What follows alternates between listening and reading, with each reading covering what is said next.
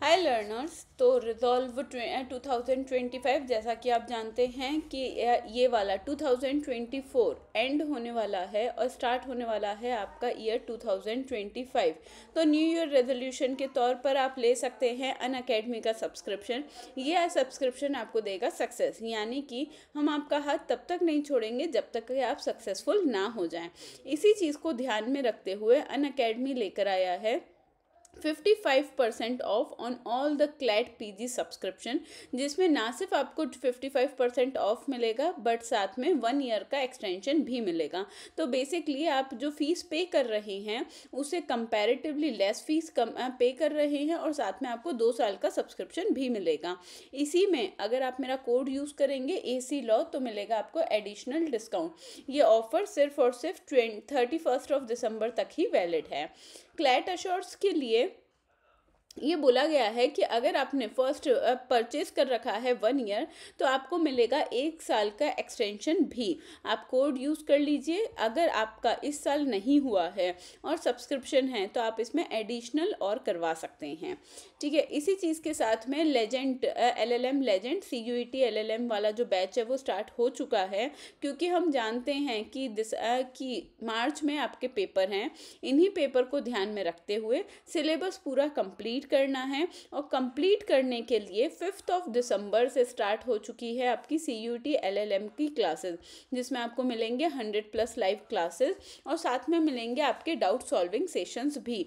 ना सिर्फ ये बल्कि हम YT पर आपको पढ़ाएंगे कुछ छोटे छोटे से जो कंसेप्ट आते हैं, इम्पॉर्टेंट हैं और जो बच्चों को जनरली समझ में नहीं आते हैं। और आपकी जो फ्री क्लासेस होती हैं, अनअकैडमी फ्री क्लासेस भी प्रोवाइड करवाते हैं, उसमें हम कर रहे होंगे क्वेश्चंस। तो आप कुछ कंसेप्ट जो हैं वो YT पर भी समझ सकते हैं, ताकि आपको समझ में आ जाएगा कि प्लस क्लासेस किस तरीके की रहती हैं। इसी चीज़ के साथ में प्रैक्टिस के लिए भी आप आ सकते हैं फ्री क्लासेस के लिए। अगर आप CUET का बैच ज्वाइन करते हैं तो उसके लिए भी आप मेरा कोड यूज़ कर सकते हैं AC law. Legal CLAT PG legal titans batch भी स्टार्ट हो चुका है। इसमें पढ़ाया जाएगा, आपको क्लैट PG की प्रिपरेशन करवाई जाएगी और LET PG की भी प्रिपरेशन करवाई जाएगी। अब ये वाला जो बैच है ये 29 नवंबर से स्टार्ट हो चुका है। इस वाले बैच में अभी कंपनी लॉ चल रहा है, जो कि इम्पॉर्टेंट है। अब जैसे पुराने पेपर्स होते थे जिसमें कॉन्स्टिट्यूशन, ज्यूरिस्प्रूडेंस, ये वाली चीज़ें ज़्यादा आती थी, अब माइनर लॉ ज़्यादा आने लग गए हैं। तो आपको बिजनेस लॉ पर काफ़ी ज़्यादा फोकस करना पड़ेगा, कॉरपोरेट लॉ पर काफ़ी ज़्यादा फोकस करना पड़ेगा। और जब आप इन पर फोकस करोगे तो सही ढंग से पढ़ना है उन्हें। सिर्फ रीड करने के लिए रीड मत करना। कोई सेक्शन क्यों डाला गया है, क्या सोच कर डाला गया है, जब आप उसे उस तरीके से पढ़ेंगे तो बेटर तरीके से समझ में आएगा और फिर आपको हर चीज़ रटने की ज़रूरत नहीं पड़ेगी, सारी चीज़ें कॉमन सेंस लगने लग जाएगी। अगर आप ये बैच ज्वाइन करते हैं तो मिलेगा आपको इंडिया के टॉप एजुकेटर से मिलने का मौका। 200+ लाइव क्लासेस मिलेंगी। ना सिर्फ ये बल्कि हम जानते हैं मॉक टेस्ट बहुत ज़्यादा इंपॉर्टेंट होते हैं किसी भी एग्ज़ाम को क्लियर करने के लिए। तो आपको यहाँ मिलेंगे 20+ मॉक टेस्ट भी मिलेंगे। ना सिर्फ ये बल्कि हम रेगुलर बेसिस पर क्वेश्चंस भी सॉल्व करवाते रहते हैं। तो इस साल भी काफ़ी सारे बच्चों का NLU में एडमिशन हुआ है। काफ़ी सारे बच्चे जो हैं जिनका LET भी निकला है, तो उनके इंटरव्यूज़ भी आपको मिल जाएंगे इसी वाले चैनल पर बहुत जल्द ही। जैन में वो भी आने वाले हैं। तो करते हैं आज का टॉपिक स्टार्ट। तो आज का जो टॉपिक है जिस पर मैं बताने वाली हूँ कि आपको क्या स्ट्रेटेजी रखनी चाहिए, तो आज का जो टॉपिक है वो है what is the best way to prepare for the corporate law. अगर हम कॉर्पोरेट लॉ की बात करेंगे तो कॉर्पोरेट लॉ एक ऐसा लॉ है जिससे है ना, जनरली जो बच्चे होते हैं, LLB वाले जो बच्चे होते हैं, वो क्रिमिनल लॉ पर फोकस करते हैं, कॉन्स्टिट्यूशन पर फोकस करते हैं, लेकिन वो किस पर फोकस नहीं करते हैं, तो वो बिजनेस लॉ और कॉर्पोरेट लॉ पर फोकस नहीं करते हैं। तो इस वजह से आपको पढ़ना कैसे है, प्रिपेयर करने का तरीका क्या होना चाहिए। तो सबसे पहला है कि सही टीचर से पढ़ो। मैडम आप कुछ ज़्यादा बोल रहे हो इस वाली चीज़ में। देखो, अगर मैं मेरी बात करूँ तो मैं सीएस हूँ, ठीक है। तो जब आप सीएस करते हो तो आपने है ना पूरा अपना जो टाइम है वो 3 साल सिर्फ और सिर्फ कॉरपोरेट लॉ को दिए हैं, यानी कि आपको इन डेप्थ नॉलेज रहती है। सेकंड वाली चीज़, इसी चीज़ के साथ में जब आप है ना कॉरपोरेट लॉ को इतना पढ़ते हो तो हम लोग प्रैक्टिस में भी वो ही लेते हैं। फॉर्म फाइलिंग कैसे होता है, कंपनी लॉ को कैसे कंप्लाइंस करना है, सेबी को कैसे कंप्लाइंस करना है, ये सारे, जब आईबीसी क्या होता है, ये सारी चीज़ें हमारे रियल वर्ल्ड में यानी कि हमारी डे टू डे लाइफ का पार्ट रहती हैं। तो सबसे पहली तो चीज़ है कि जब भी आप टीचर को चुन रहे हैं तो वो टीचर्स देखना जो कॉरपोरेट लॉ से डायरेक्टली कनेक्शन रखते हैं। तो जब वो पढ़ाते वक्त रियल लाइफ एग्जांपल देंगे आपको कि किस तरीके से प्रॉब्लम होती है, उसे कैसे सुलझाया जाता है, तो वो आपको कहानियों और किस्सों में पूरा कॉरपोरेट लॉ समझ में आ जाएगा। सेकंड वाली चीज़, एक चीज़ आप सबको बता देती हूँ कि है ना लॉ का यानी कि एलएलबी और एलएलएम का प्लस सीएस का बहुत क्लासिक कॉम्बिनेशन है। इससे आपको पैकेजेस ज़्यादा मिल रहे होंगे। मैं जानती हूँ सीएस थोड़ा सा टफ है, लेकिन जब आप अगर आप ज़्यादा मेहनत करने की इच्छा रखते हैं और ज़्यादा पैकेजेस की उम्मीद करते हैं और आगे आप कॉरपोरेट लॉ में आगे जाना चाहते हैं, तो ये बेस्ट तरीका है कि आप अपने या तो एलएलबी के साथ में या फिर आप अपने क्लैट पीजी के साथ में जब आप पीजी कर रहे हैं एलएलएम के साथ में आप सीएस का फॉर्म भर सकते हैं। अगर अब मैं बात करूँ सीएस की, तो ये 12th के बाद भी होता है और ग्रेजुएशन के बाद भी होता है। पेपर जो होते हैं ये अलग अलग ग्रुप्स में होते हैं और लगभग पूरा का पूरा लॉ से ही रिलेटेड है, बेसिकली कंपनी लॉ से रिलेटेड ज़्यादा है। तो इसलिए अगर आप उससे तैयारी करेंगे तो काफ़ी बेस्ट चीज़ें मिलेंगी। दूसरा, उनका मटेरियल जो है वो कंसाइज मटेरियल है। तो अगर आप बाकी सारे एग्ज़ाम्स के लिए देखेंगे तो ये बोला जाता है कि भाई हम आपकी जनरल अवेयरनेस चेक करते हैं, वो आपकी कि आप कितना अच्छा पढ़ते हैं, कितने अवेयर रहते हैं। सीएस में ऐसा नहीं होता है। आपको प्रिसाइज किताबें दी जाती हैं, हर सब्जेक्ट की एक किताब दी जाएगी, आपको बस वो किताब पढ़नी है, वो किताब याद करनी है। अगर आपने वो किताब पढ़ ली है और आप उसमें आंसर्स लिख सकते हैं तो यस, आप सीएस क्लियर कर सकते हैं। बहुत सारी क्लासेस हैं जो नोट्स प्रोवाइड करवाती हैं, पर जो इंस्टीट्यूट अपना नोट्स खुद दे रहा है तो हमें क्या ज़रूरत है किसी भी कोचिंग इंस्टीट्यूट के दूसरे नोट्स लेने की, क्योंकि चेकिंग जो है वो कोचिंग इंस्टीट्यूट के नोट्स से नहीं होगी, बल्कि कहाँ से होगी, जो इंस्टीट्यूट यानी कि आईसीएसआई जो बुक्स प्रोवाइड करवा रहा है उसमें से आपके आंसर्स चेक करे जाएंगे। तो बेटर है कि आप वो किताबें पढ़ लें। अब अगर मैं बात करूँ कॉरपोरेट लॉ की, तो कॉरपोरेट लॉ एक ऐसी चीज़ है जो कि कॉरपोरेट वर्ल्ड से डायरेक्टली रिलेटेड है। अब मुझे कॉरपोरेट लॉ इसलिए अच्छा लगता था क्योंकि है ना मुझे वो बिल्कुल वैसा लगता था जैसे घर चलाने जैसा। सबसे पहला तो आपको है ना जो कंसेप्ट है, कंसेप्ट को बहुत अच्छे से पढ़ना पड़ेगा। अब कंसेप्ट पढ़ने के लिए कई बार बच्चों को शेयर्स, डिबेंचर्स, प्रेफरेंस शेयर्स क्या होता है नहीं समझ में आता है, स्टॉक मार्केट कैसे चलता है नहीं समझ में आता, बुलिश मार्केट, बियरिश मार्केट क्या होता है, आपका स्टॉक्स क्या होते हैं, आपका है ना बकेट क्या होती है, बास्केट्स क्या होती हैं, ये सारी चीज़ें नहीं पता होती हैं। तो जब आप एक सही किताब से, यानी कि अगर आपको कॉरपोरेट लॉ पढ़ना है तो मैं आपको हमेशा सजेस्ट करूँगी कि या तो आप आईसीएआई का मटेरियल जो है वो उन्हीं के पोर्टल पर मिलता है, वो पोर्टल पर लिया हुआ मटेरियल आप बहुत अच्छे से पढ़ सकते हैं। उसमें फ्लो चार्ट्स भी रहते हैं और सारी चीज़ें कंसाइज वे में, एक ही बात को रिपीट नहीं करा जाएगा पर कंसाइज वे में हर बारीक पॉइंट पर फोकस करते हुए वो पूरे नोट्स दे रखे हैं। तो या तो आप आईसीएआई का मॉड्यूल ले लीजिए, आईसीएआई के जो सब्जेक्ट्स हैं या उनका जो मटेरियल है वो ले सकते हैं, ओल्ड मटेरियल, या फिर आप आईसीएसआई का मटेरियल भी ले सकते हैं। ये दोनों ही मटेरियल बहुत अच्छे मटेरियल हैं, इसमें से आपको काफ़ी ज़्यादा हेल्प मिल जाएगी।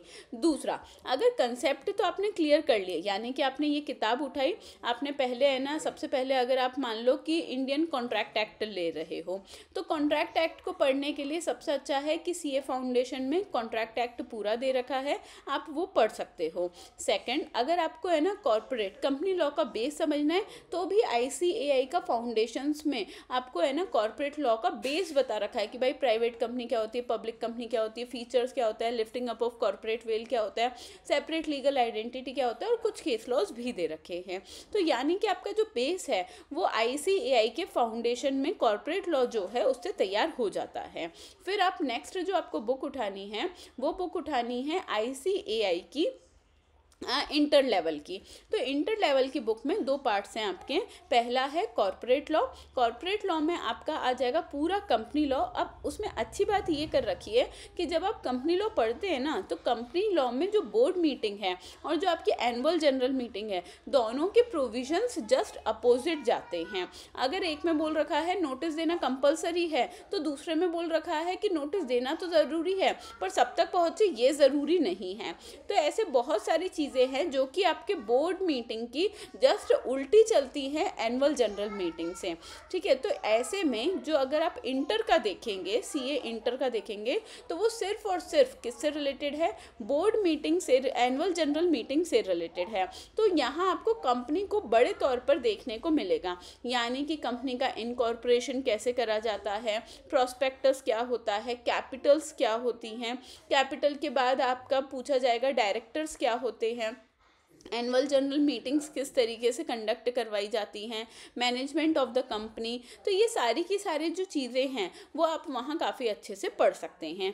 ऑडिटर और ऑडिटर का अमाउंट, ऑडिटर और ऑडिटर का अपॉइंटमेंट कैसे होता है, अकाउंट्स कैसे प्रिपेयर होते हैं, किन बातों का ध्यान रखना है, ये वाली सारी चीज़ें आपको वहाँ देखने को मिल जाएगी।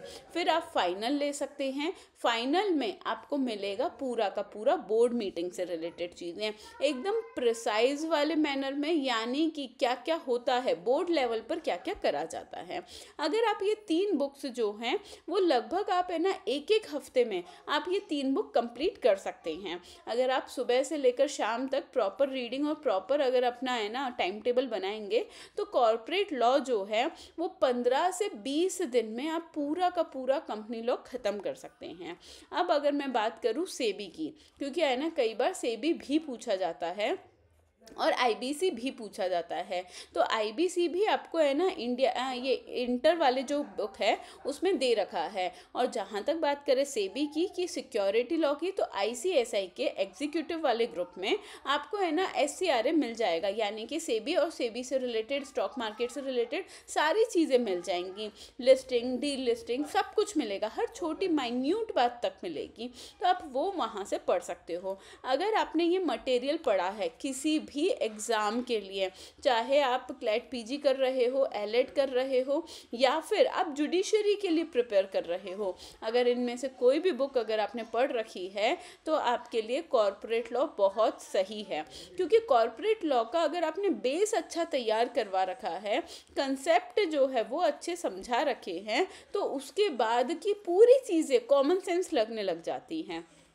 फिर उसके बाद आती है प्रैक्टिकल एप्लीकेशन। अब प्रैक्टिकल एप्लीकेशन आपको एक बात बता देती हूँ कि आज के टाइम में आप सब लोग कहीं ना कहीं ग्रेजुएट हो चुके होंगे और उसके बाद आप मेरे लिए प्रिपेयर कर रहे हैं, यानी कि आप या तो क्लैट PG के लिए प्रिपेयर कर रहे हैं, या एलएड के लिए प्रिपेयर कर रहे हैं, या फिर जुडिशरी के लिए प्रिपेयर कर रहे हैं।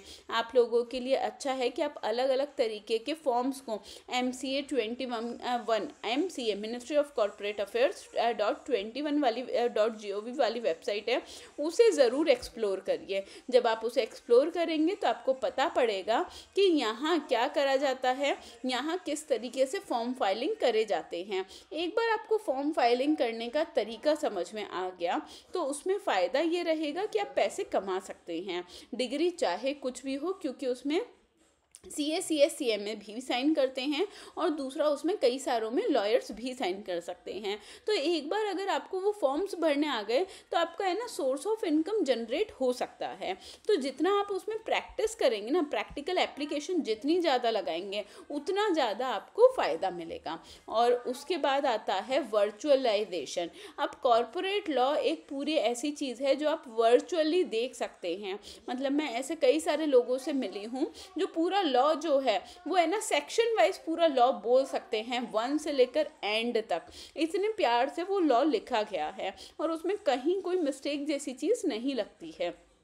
तो जब आप वर्चुअलाइज करना सीखते हैं, अब वर्चुअलाइज कैसे करना है, तो यहाँ क्या करा जाता है, एक बड़ी सी डेफिनेशन दी जाती है। उस डेफिनेशन में अलग अलग तरीके के वर्ड्स यूज़ करे जाते हैं और नीचे उन एक करके उन वर्ड्स का मीनिंग और उनका इंटरप्रिटेशन दे रखा होता है। तो इतने प्यार से, जैसे अपन है ना क्रोशिया करते हैं कि एक धागा खींचो पूरा खींचते चले जाओगे ना, सेम वैसे ही यहाँ भी ऐसे ही है कि पहले एक कंसेप्ट बताया है और उस कंसेप्ट से पूरी चीज़ें निकाल कर दे दी गई हैं। ठीक है, एक वर्ड को एक्सप्लेन करते हुए। और इसलिए कॉर्पोरेट लॉ में जब आप आंसर भी लिखते हैं तो वो इसी तरीके से लिखना है कि आपको सबसे पहले सेक्शन लिखना है और सेक्शन के बाद उसका एनालिसिस लिखना बहुत खूबसूरत होता है, क्योंकि आपको एक वर्ड जो है उसका मीनिंग बताना है कि भाई उसका इंटरप्रिटेशन किस तरीके से निकाला जाएगा। फिर अब अगर मैं बात करूँ वर्चुअलाइजेशन की, तो जैसे हम घर को मैनेज करते, कोई भी पर्सन घर को या अपने ऑफिस को मैनेज करता है, कॉर्पोरेट लॉ हमें यही बताता है कि मैनेज किस तरीके से करना है, कितने टाइम पीरियड में आपको करना है। तो अगर आज मैं कोई भी बिजनेस स्टार्ट करना चाहती हूँ तो सबसे पहले एज ए लिटरेट पर्सन मैं ये सोचूंगी कि मुझे किस तरीके से स्टार्ट करना है।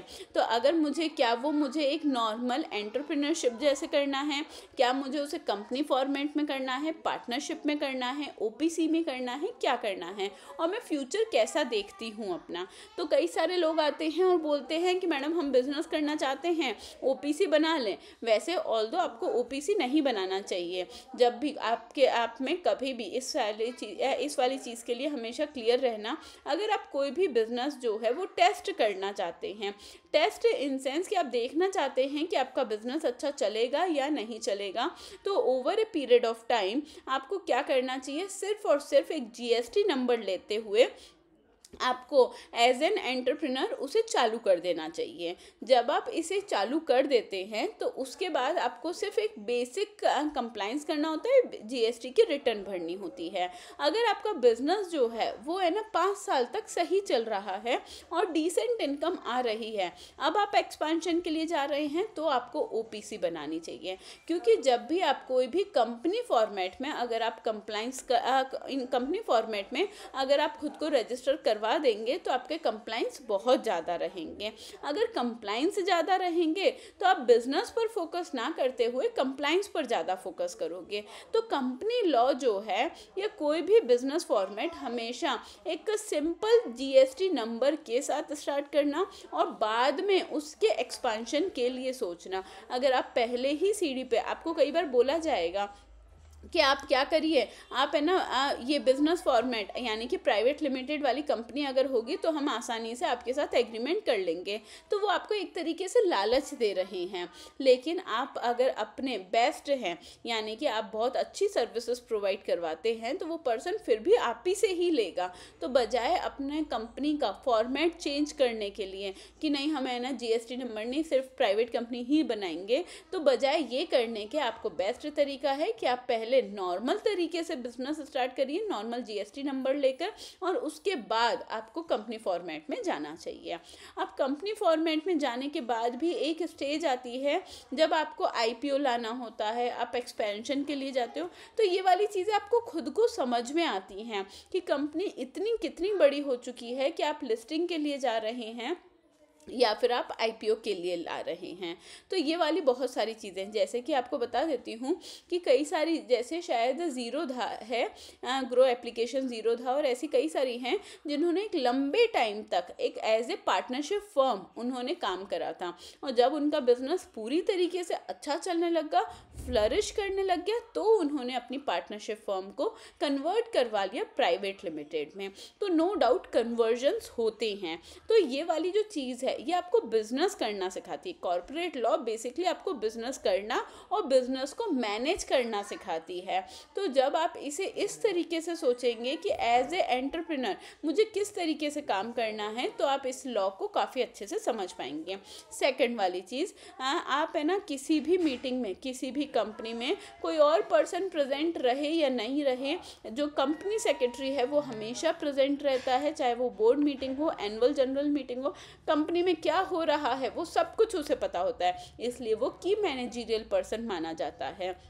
और इसी चीज़ को ध्यान में रखते हुए कि अगर आप की मैनेजरियल पर्सन हैं तो आपको सारे काम किस तरीके से करने होंगे कंपनी में, वो बहुत अच्छे से आने चाहिए। तो करने का तरीका क्या रहेगा, सबसे पहले कंसेप्ट पढ़ो। कंसेप्ट जो है वो आपको ICAI के बुक्स में से मिल जाएगा। फिर उसके बाद उसकी प्रैक्टिकल एप्लीकेशंस करो। सबसे पहला जो बच्चे डरते हैं वो ये है, रिटर्न फाइल करने में भी डरते हैं कि मैडम इनकम टैक्स की रिटर्न जो कि हर इंसान को खुद की खुद भरनी चाहिए, लोग वो भी नहीं भरते हैं। भरो भाई, इनकम टैक्स रिटर्न भरो, उससे रिलेटेड वीडियोस देखो, एक बार दो बार भरोगे अपने आप समझ में आ जाएगी। कोई तोप नहीं है वो चीज़, ठीक है, जिसके लिए इतना पैसा देते हैं वो कोई तोप काम नहीं है, सिंपल क्लिक से बताता है। और आपको जब आपकी इनकम क्लियर है तो वो वहाँ बहुत अच्छे से बताएगा, ठीक है। अगर आप अपनी इनकम टैक्स रिटर्न खुद भरेंगे ना तो आपको टैक्सेशन समझ में आ जाएगा कि टैक्सेशन होता क्या है। तो अगर मैं बात करूँ, कंसेप्ट पढ़ो। कंसेप्ट पढ़ने के बाद प्रैक्टिकल एप्लीकेशन के लिए अलग अलग तरीके के फॉर्म फाइलिंग होते हैं, वो फॉर्म भर भर कर देखो। फिर उसके बाद अगर कुछ नहीं तो आप टैक्सेशन अगर समझना चाहते हो तो खुद की क्या करो, खुद की अपनी इनकम टैक्स रिटर्न फाइल करो, अपनी फैमिली मेम्बर्स की इनकम टैक्स रिटर्न फाइल करो। आपको समझ में आ जाएगा इनकम क्या होती है और सामने वाला पर्सन कैसे पैसे लेता है। लोग पैन कार्ड बनवाने के भी पैसे दे देते हैं। तो जब आप है ना इस वाली चीज़ों को एक्सप्लोर ही नहीं करोगे, पैन कार्ड बनाना मोबाइल पे फेसबुक अकाउंट बनाने से ज़्यादा ईजी है, ठीक है, उतने ही डॉक्यूमेंट लग रहे होते हैं और आप काफ़ी आसानी से बना सकते हो, पर उसके लिए भी पैसे देते हैं लोग। तो जब आप इन चीज़ों को एक्सप्लोर नहीं करोगे, आप वेबसाइट पर नहीं जाओगे, तो आपको हर चीज़ बुक में पढ़नी पड़ेगी। ये कॉर्पोरेट लॉ कभी भी आप बुक से नहीं पढ़ सकते हो, इसलिए इंटर्नशिप करवाई जाती है कि जब आप इंटर्नशिप करते हो तो आपको एक्चुअल में पता होता है कि कॉर्पोरेट लॉ की एप्लीकेबिलिटी किस तरीके से होती है। तो इसलिए सबसे पहले खुद की नॉलेज पर भरोसा करो। सारी चीज़ें जो है वो कंज्यूमर फ्रेंडली हैं, सारी सरकारी वेबसाइट्स जो हैं वो कंज्यूमर फ्रेंडली हैं। यानी कि आप जैसे अपना अकाउंट बनाते हो इंस्टाग्राम, फेसबुक और अलग अलग सोशल मीडिया पर, सेम वैसे ही आप ये वाले काम भी कर सकते हो। और दूसरी चीज़ वर्चुअलाइजेशन।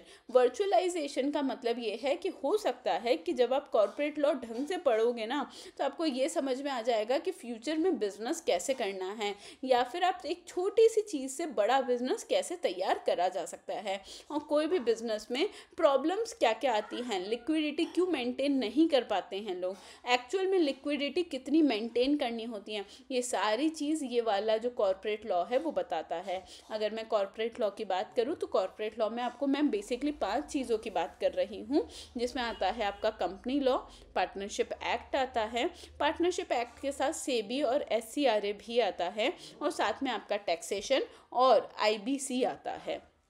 अगर और IBC और IPR, ये 7 टॉपिक्स हैं जो कि आपको हमेशा रियल लाइफ में पैसे कमाना सिखा देंगे, और पैसे आप बिना किसी डिग्री के जनरेट कर सकते हैं। इसमें असिस्टेंस की ज़रूरत पड़ती है। असिस्टेंस इन सेंस कि अगर आप खुद अपनी डिग्री नहीं है और फिर काम भी कर रहे हैं तो उसके भी पैसे मिलते हैं। तो इसलिए हमेशा खुद को इस तरीके से देखो कि आप इस लॉ से पैसे कैसे कमा सकते हैं। क्रिमिनल लॉ अगर बाकी बस चीज़ों की बात करें तो हो सकता है वो समझने के बाद भी आप पैसे नहीं कमा पाएंगे, पर ये चीज़ ऐसी है जो कि डायरेक्ट आपको पैसे कमवा सकती है। और जहाँ तक बात करें, एक बार जो चीज़ हमारे डेली लाइफ में आ जाती है वो चीज़ के लिए आप कोई भी पेपर क्लियर कर सकते हो। जब भी मेरे से इंटरव्यूज़ में पूछा जाता है कंपनी इनकॉर्पोरेशन कैसा होता है, वाइंडिंग अप कैसा होता है, कन्वर्जन कैसा होता है, अब क्योंकि मैं डेली बेसिस पर कर रही हूँ ये काम, मेरे लिए वो इंटरव्यू क्रैक करना आसान हो जाता है। जो काम आप डेली करते नहीं हो उसमें आपको प्रिपरेशन की ज़रूरत होती है, उसमें आप इंटरव्यू में लड़खड़ाते हो, तब आपको लपेटे में आंसर देना पड़ता है। लेकिन जो काम आप डेली बेसिस पर कर रहे हो उसका हर क्वेश्चन आपको इजी लगेगा और उसका हर इंटरव्यू आपको इजी लगेगा। तो बेस्ट वे क्या है, सबसे पहले आप सही किताबें इस्तेमाल करो। मैंने कई सारे बच्चों के फेलियर का कारण उनकी मेहनत नहीं होती है बल्कि गलत किताबें होती हैं। ऐसी किताबें जो कि या तो मिसलीड करवा रही हैं या फिर वो इतना ओवर एक्सप्लेन कर रही हैं कि बच्चे उसे कंप्लीट नहीं कर पाते हैं। तो इसलिए बेस्ट बुक में से पढ़ो, जितना सही किताब में से पढ़ोगी चीज़ें उतनी ईजी लगने लग जाएगी। सेकंड वाली चीज़, इन सब की प्रैक्टिकल एप्लीकेशन। अगर आपने इनकॉर्पोरेशन ऑफ कंपनी पढ़ा है, एमसीए की वेबसाइट पर जाओ, स्पाइस फॉर्म खोलो और उसे भरना चालू करो। जैसे ही आप उसे भरना चालू करोगे आपको पूरी प्रोसेस याद हो जाएगी। अगर बाय चांस आप बोर्ड मीटिंग देख रहे हैं तो बोर्ड मीटिंग का एक रेजोल्यूशन ड्राफ्ट करके देख लो। ड्राफ्टिंग अपने आप में एक स्किल होती है। अगर आप इंडियन कॉन्ट्रैक्ट एक्ट देख रहे हैं तो कोई भी कॉन्ट्रैक्ट उठाओ और उसे रीड करना, उसका एनालिसिस करना चालू करो कि भाई इस वाले कॉन्ट्रैक्ट में क्या सही है और क्या गलत है। दूसरी वाली चीज़ें, अब अगर आपको यहाँ भी अगर एक और तरीका है, अगर आप प्रैक्टिकल एप्लीकेशंस नहीं कर सकते हैं तो आपका एक और तरीका है कि आप किससे कहानियों से सीख लो। यानी कि कॉर्पोरेट लॉ से रिलेटेड जितने भी आपको केस लॉज मिल रहे हैं उन्हें इन डेप्थ में पढ़ना चालू करो। जब आप उन्हें इन डेप्थ में प्रॉपर आर्ग्यूमेंट्स और प्रॉपर पूरा पढ़ेंगे, विथ रेफरेंस पढ़ेंगे, तो आपको पता पड़ेगा कि कहाँ कहाँ क्या क्या प्रॉब्लम्स आई थी और फिर क्या क्या जजमेंट्स दिए गए थे और क्या क्या लॉ में चेंजेस करे गए थे।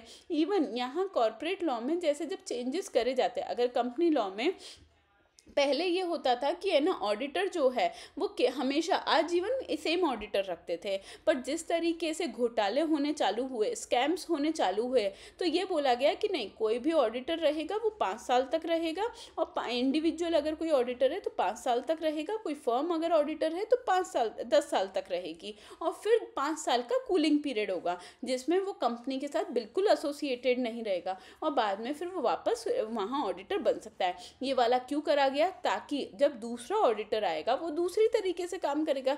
चेकिंग के दौरान पता पड़ेगा कि भाई कंपनी ने क्या क्या गड़बड़ कर रखी है। सेम ऐसे ही ऑडिटर जब हम बात करते हैं तो auditor books of accounts, keeping of books of accounts नहीं कर सकता है, preparation of books of accounts नहीं कर सकता है, एक्चुअरीज वाला काम नहीं कर सकता है। बेसिकली वो किसी भी तरीके की कंसल्टेंसी नहीं दे सकता है। ऑडिटर का काम होता है बुक्स ऑफ अकाउंट्स को चेक करना कि आप जो बिजनेस कर रहे हो वो क्या सही बुक्स ऑफ अकाउंट्स में रिफ्लेक्ट कर रही है या नहीं कर रही है, और जो भी चीज़ गलत है वो उसमें रिमार्क लिखता है। ये रिमार्क आपका एनुअल रिटर्न में भी जाता है अगर ऑडिटर ने कोई भी नेगेटिव रिमार्क दिया है तो यही वाली चीज़ें हैं। जब आप चीज़ों को डेप्थ में पढ़ोगे, किसी सेक्शन का कारण समझोगे कि ये सेक्शन क्यों डाला गया है, तो उसके बाद आपको कभी भी याद करने की ज़रूरत नहीं है। तो 3 बातों का हमेशा ध्यान रखना, सही किताब में से पढ़ना, और उसके बाद आपको इसकी प्रिपरेशन करने के लिए अलग अलग वेबसाइट्स और केस लॉज पर जा सकते हो। वेबसाइट वो जो कि आपको एक्चुअल में प्रैक्टिस करवाती है कि काम कैसे करना है, और सेकेंड वाली चीज़ कि आप है ना अलग अलग तरीके के केस लॉज पढ़ सकते हैं, और तीसरी चीज़ वर्चुअलाइज करो कि अगर आप इसकी जगह होते तो आप कैसे काम कर रहे होते। जब आप उस चीज़ को वर्चुअलाइज करना चालू कर दोगे तो चीज़ें ईजी लगेंगी। और चौथी चीज़, एमसीक्यूज़ करो। जितने ज़्यादा एमसीक्यू करोगे उतना ज़्यादा सिंपल लगेगा। अगर आपने सही किताब में से पढ़ा है ना तो एमसीक्यू बहुत ईजी लगने वाले हैं, ऐसा कोई डिफ़िकल्ट एमसीक्यू लगेगा ही नहीं। हाँ, एक और बता देती हूँ, क्योंकि अगर आपका ICAI, ICSI और CMA, इसमें कॉर्पोरेट लॉ अलग अलग टाइम पे क्या हुए थे, MCQ फॉर्मेट में भी होते हैं, तो इसलिए आपको वहाँ भी काफ़ी अच्छे क्वेश्चंस मिल जाएंगे। तो जब आप वो क्वेश्चंस करोगे तब भी आपको समझ में आ जाएगा। ठीक है, आई होप ये वाली चीज़ आपको हेल्प करेगी। मैं जानती हूँ ये वाली जो प्रिपरेशन है, अगर आप कॉर्पोरेट लॉ की प्रिपरेशन कर रहे हैं तो ये टाइम कंज्यूमिंग हो सकती है, पर एक बार अगर आपने कॉर्पोरेट लॉ पढ़ रखा है और ढंग से पढ़ रखा है तो आपको रिविजन की ज़रूरत नहीं पड़ेगी। कॉर्पोरेट लॉ एक ऐसा सब्जेक्ट होता है जिसे बार बार रिवाइज नहीं करना है। ठीक है, एक बार पढ़ा, समझ में आया और ख़त्म हो गया। फिर अगर आपको कोई बाद में भी 6 महीने बाद भी सेम चीज़ पूछेगा ना और आपने सही ढंग से पढ़ा है तो आप तब भी बता पाओगे कि भाई कॉर्पोरेट लॉ में ये वाली बात क्यों लिखी और कैसे लिखी गई है। अंडरस्टूड? तो हर चीज़ रटने की ज़रूरत नहीं है, लॉजिक समझो, आ जाएगा आपको।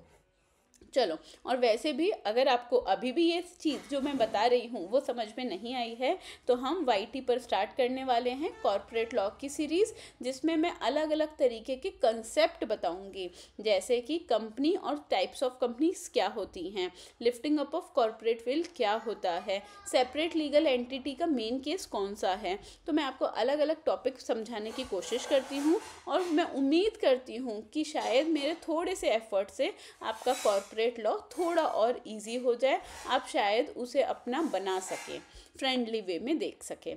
तो मिलते हैं फिर नेक्स्ट क्लास के लिए, तब तक के लिए बाय।